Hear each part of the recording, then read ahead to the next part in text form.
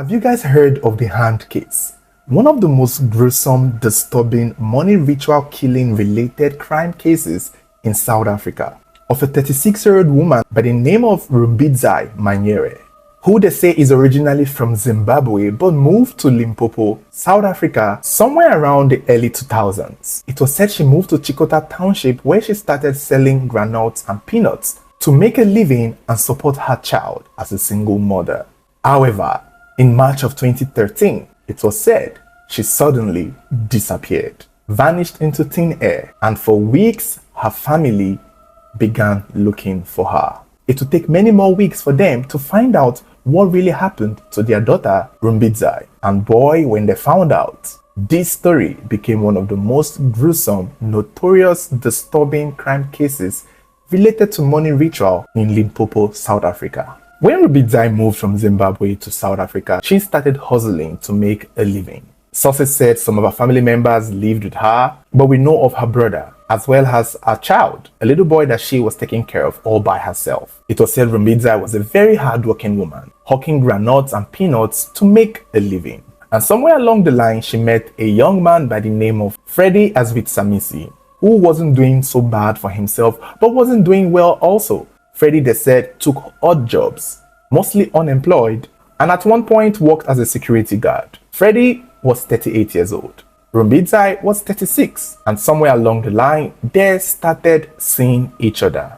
It's unclear if it was official or if it was just on the low. But Freddie was said to be notorious for drinking. He had a bad habit of drinking heavily. People called him a drunk, and some people say they knew him to be notorious for always arguing with women. But somehow, to Rumbidzai, it didn't matter to her. She wasn't depending on him. She was also focusing on her own hustle. Maybe Freddie was just a good time to her, somebody to, warm her bed, I guess. Because around the 18th of March, Rumbidzai picked up a bowl of peanuts to go and hawk in the streets of Makado in Chikota Township. And that would be the last time her neighbors, family and friends would see her alive. Rumbidzai did not return home that day, and her family could not get a hold of her. This is March of 2013, so I'm assuming she had a mobile phone, but probably wasn't that type of phone that had to do with chatting or texting, but a phone to be able to reach her. And they were unable to. Sources said her phone was switched off. They would go to the market in Makado asking around if they had seen her. Some people would say they saw her, but they didn't see much of her other than she was just hawking the granules and the peanuts. Nothing else. No one saw nothing out of the ordinary that would raise alarm. And eventually, her family got tired and decided to report to the police and file her as a missing person. And the search for Rumbidzai began. Now, it's unclear if Freddie was ever questioned regarding the whereabouts of Rumbidzai. It's not stated, but that could indicate their relationship wasn't so public.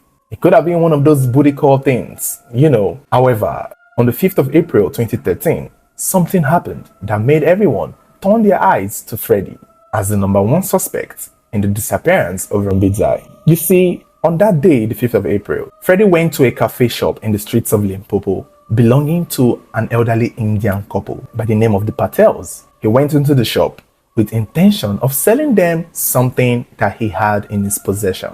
However, on getting there, he quickly had a change of mind and decided to rob the couple instead. The couples were in their 60s, but I've not mentioned that already. They were elderly couples, so they were scared for their lives when this young man enters and started trying to rob them. It is believed that the elderly couple tried to raise alarm. They tried to fight back. He didn't come with a gun, but he may have come with a weapon. And somewhere in the process of them trying to fight back and not be robbed, Freddie brought out a plastic bag, and in that plastic bag contained the severed hand of a human being. He brought out the human hand, waved it around the couple's face, threatening them that this would be their hand if they don't let him rob the shop in peace. Some other sources claim that he actually used the hand to smack the elderly woman on her face because she was screaming when she saw the hand. She was panicking. She was afraid. That is a human hand. What kind of a armed robber go to rob a shop with a human hand? People go with guns, knives, weapons, and you go to rob a shop with a human hand? This is the first of its kind. And in that instant, the woman screaming and shouting attracted people nearby, and instantly Freddie was arrested. And that was when it became a question of, whose hand is that? Where did you get the human hand from? Well, fasten your seatbelts, because it's about to be a bumpy ride from here onwards. Now, in an attempt to get out of this situation, being arrested for robbery and being found in the possession of a human hand, Freddy decided to save his ass. It's unclear if he was lying or if he was telling the truth, but immediately he tells the police that the human hand was something that he had brought for the elderly Indian couples, the Patels, that they were the ones who had sent him to go and harvest a human hand and other human parts that were found in his possession, in his pockets. Freddy claimed that the Indian couple promised to give him 70,000 rand and a car if he could get the body parts of a human being for them, that they needed it for some kind of spirituality. And that was how the Indian couple was immediately arrested. The elderly man and the elderly woman who had screamed for help suddenly became persons of interest in this strange human hand case. Put in mind that at this point, nobody had figured out who this hand belonged to. But I'm sure you already know where we're going with this. The Indian couple began pleading for their innocence. They didn't know how else to explain to the police that they had no hand in this hand. They had no business with this man. That they did not see this man from anywhere. They did not make a deal with this man from anywhere. That the first time they were seeing him was the time he had come to their shop to rob them with a human hand. But it was hard for the police to know who to believe. But the truth was just a matter of time. Because at the end of the day, even if he said that they sent him, okay, who did you now kill? As they sent you, let's believe that they sent you to kill somebody and get the hand. So whose hand is this? Who did you kill? In response to whose hand it was, Freddy told them that it was a woman that he had seen and had attacked and killed. And he took them to where the woman's body was. Freddy directed the police to a very thick bush. In the town there, they had to clear a path to where the body was. And upon finding the body, it was already in the advanced stage of decomposition. They noticed one hand was missing. And they noticed several parts of her private parts had been harvested, including the eyes that had been removed. According to reports, they had to use an aeroplane to remove the remains of whoever this woman was. The body was taken to a mortuary for autopsy and forensics in order to identify who this woman was. Because as at this point, they had no idea who she was. Meanwhile, words were getting around the city, words were going around that a man was caught with a human hand and he had taken the police to where he killed a woman in a bush, and now they're trying to identify who this woman was. On the flip side of things, Rumbidzai's family were still searching for her, and they were hoping on the police, to do their job because they had reported the case. So when the story of this unidentified woman being found in a bush by a man who was seen with a human hand came about, the police decided to invite the family of Rumbidzai to come and see if this was their daughter, their loved one. And yeah, when the family of Rumbidzai came to the mortuary, they did not even need any scientific proof that that was who they were looking for. The clothes she had worn the day she left the house to go hawk in the market of Makado in Limpopo was the same clothes that she was found with. The body was soon confirmed to be that of Rumbidzai. Meanwhile, Freddy in custody changed the story to tell the police that the Indian couple did not send him to do it. That in fact, it was the boyfriend of the woman that sent him to kill her. At this point, the police already knew he was the boyfriend, but he did not know that they knew that he was the boyfriend. So eventually, when he was now asked, okay, fine, if the Indian couple did not send you to kill her and the boyfriend did, who is the boyfriend?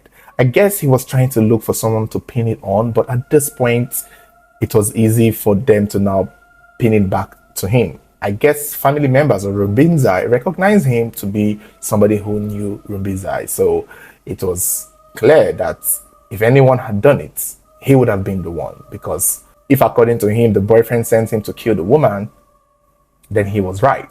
Because he was the boyfriend of Rumbidzai. But how and why did he do it? This became the next big question. Why did you kill this woman? Why did Freddy kill Rumbidzai? It's not as if they had a fight or an issue.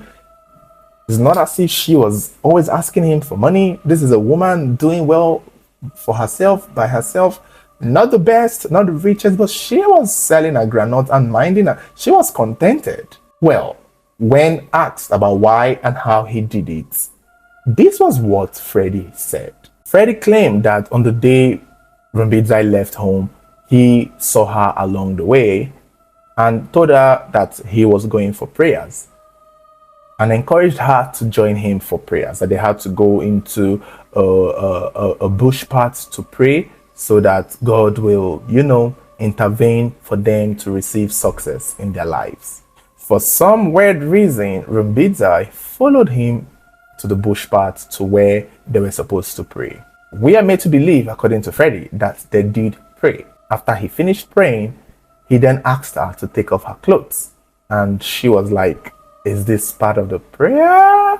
And that was when it is said that he attacked her, forced her to the ground, tied her up, then robbed her of her belongings, her phone and whatever money she was with. And then he shoved clothes down her mouth to keep her from screaming. It's unclear if he strangled her or if he beat her. We are meant to believe after robbing her, he just left her there. Then a few days later, he came back and noticed that she had died.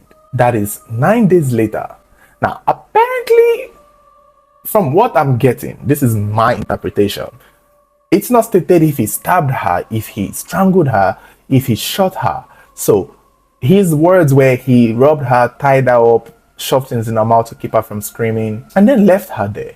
Then when he started hearing that she was missing, that they had not seen her, he was now concerned as to why. I guess somehow, some way he was expecting her to come back home. So on his own accord, he went back to the site and see that she had died. And then, he went back home. 4 days later, he came back again because at this point, he was broke. He needed money and he started having ideas. He came back again. She's dead. Her body is decomposing. And then he thought, you know what? Why waste this body? Why not just do something with it? That was when he harvested the hand and other parts of her body and started going into town to look for a native doctor, an herbalist that could turn these body parts into money. In the process of looking for that, somehow, some way, I don't know what mind or what notion he had about Indian people, he saw the Indian couple at their shop and thought that he was going to sell the hand or the body parts to them for money so that, they could give him something because I don't know where he read that Indian couples or Indian people needed body parts for something. I don't know. But that was when he turned out to rob them instead with the hand, which led to his arrest, which led to him making the confession. So invariably, if I'm getting this correct, he actually just wanted to rob her, steal her money, and then go. Because if he probably meant to kill her for ritual purposes on the go, he would have done it almost immediately, I think. But the fact that he had to come back multiple days after before he would take the body parts shows or indicates that this is just a careless, stupid man who just took advantage of an unfortunate situation to make it even more unfortunate. Now, remember this story happened back in 2013. So there are many versions as to what actually happened. So many different interpretations. Some are not sure on the date in March in which she disappeared. Some sources even claim that not all her body parts were found. Only the hand was found. The eyes and other body parts could not be found, which would have suggested that he may have sold them. But he never confessed as to who or where he sold them to or where he sold them from, I guess. And her body was with the authorities for over 7 months because they wanted to bury her complete, but eventually they couldn't. The family of Rumbidzai could not see all her body parts, and so they had to bury her the way she was found. After several months of investigation, Freddie was charged with murder, rape, kidnapping, robbery, and selling of human body parts. The Indian couple came to testify against him in court. Police officers, forensic experts, and family and friends all came to testify against him. There was a whole crowd of people outside the courtroom protesting, asking not to be killed because the killing at this point was also at an all-time high. They were also demanding for her body parts to be brought back. On the 2nd of July 2015, Freddie was found guilty of all counts. Everything he was accused of or he was charged with, he was found guilty. The judge referred to him as heartless and cruel and showed no sign of remorse or regret, almost as though if he was given another chance, he would do it all over again. He was sentenced to 3 consecutive life imprisonments, like he's doing 3 life sentences for killing Rubidzai and for other rape cases he had in the past.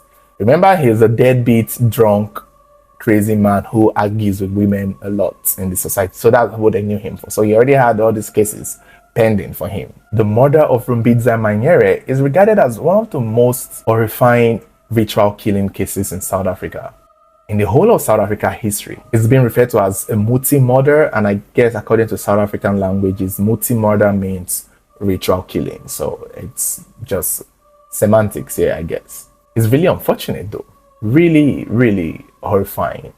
The family had to wait 7 months to bury her body, and even until then, they didn't see the complete parts. Although some people claim that, what are the chances that, because if he indeed sold body parts that they could not find, then he would have mentioned the people he sold it to. Is there a possibility that somebody else saw the body and also took some parts that they needed for themselves? Because frankly, if he had sold that body part, I believe he would have mentioned the names of the people he sold it to. Since he was mentioning names already, he was accusing Indian couples falsely. So if he sold that body part, he should name the person. But for him not to name the person could indicate that maybe since, it took him 9 days for him to come back to the body to harvest the parts that he needed. What are the chances that somebody had come, seen it, cut some part out, and then, he came later on to take some parts of something that he killed himself? It's just unfortunate. Really, really terrible. I hope she's resting. Some persons don't even have the smallest of fear for God. Like this man killed his wife inside church in a live service. So a 55-year-old husband identified as Avafani Eric Mundalamo unalived his 43-year-old wife at the Precious Blood of Jesus Christ Church in Makonde Shadani village near Tohoyando in Limpopo province area of South Africa. Not so much was known about the couple except for the fact that they were not living together when the whole tragic incident happened. It's not clear what the cause of their issue was or what led to their misunderstanding, but they were said to have had misunderstanding which made them live apart. The wife, Patience, was an active member in church. She's said to own a salon, a beauty salon. Now this woman was said to have been a very active member, she was a choir mistress. She was not just a floor member in church. So on the evening of the 30th of March 2024, Patience attended an Easter church service. She had an Easter service in church that evening. So she left her house, drove out of the house. Unknowingly to her husband, Eric went after her. He equally drove and followed her. On getting to the church, this woman went straight to the altar. Being the choir mistress or choir leader, church started. She started singing. While ministering, this her 55-year-old husband, Eric, went straight to the church. He entered inside with a revolver. He brought out the gun and shot his wife live inside the church in presence of all the congregation while church was going on. After shooting his wife, he ran outside, entered his car and drove off. Immediately the church members started calling the police. Before they could even let them take her to the hospital, she ended up dying. So they waited for the police to arrive. The police came with forensic team. They examined her body and confirmed that she was already dead. So they took her to the mortuary and opened the murder case immediately. They started searching for Eric, the husband. After a day, on the 1st of April 2024, he reported himself to the police, he handed himself over to the police. A week after Patience's death, she was buried in her village in Kumvi, Limpopo area of South Africa. Then the matter started immediately. It lasted for about a year and a few months. The prosecution presented a lot of evidence, including eyewitnesses, statements, including ballistic reports from the gun used in committing the crime. After so many court processes, this man was found guilty. The prosecution did not bother to know the main reason why he killed his wife. Rather, he was focused on the fact that Eric planned the killing, he pre-planned it, went into the church in the congregation and shot his wife. After killing his wife, he ran away. So that was one of the major grounds on which he was prosecuted and found guilty of murder. In December of 2025, the whole matter was finally concluded in Tohoyadua High Court, and on the 10th of December 2025, Eric was found guilty and was sentenced to life imprisonment. This is just sad, Most times people don't even want to go into this kind of marriages or end up marrying people dangerous, but at the end of the day they find themselves in situations like this. It may be that Eric was not even like this when he met this woman, or Eric was not like this when he married her. One thing will lead to the other. These people will change all of a sudden and become beasts. Like, you don't even have any fear. You won't even unalive someone. You don't have any fear. You went into the church while she was having a church service, while she was worshiping. You brought out a gun and shot her life in the presence of the congregation. You did not wait for her to even close from service. Let's say, okay, she was driving back home and then you followed her. You went straight into the church without fear of what God can do to you. You went straight into the church while someone was ministering. You went straight and unalived her. Anyway, I hope and pray her soul is resting in peace and this young man rots in that jail. I hope no mercy comes from anywhere for him. I hope there is no form of prerogative of mercy for him. I hope that he rots there and suffer before dying. Anyway, what is your take on this story? Drop it under the comment section. Like this video and please, let us be very careful. Try to scrutinize men and women before you marry them. Once you see any form of red flag, or you see someone acting somehow violent, please, because I believe these signs, people see it. I don't believe in this thing that, oh, they will hide everything, they will hide it from beginning till when they get married, they'll start displaying it.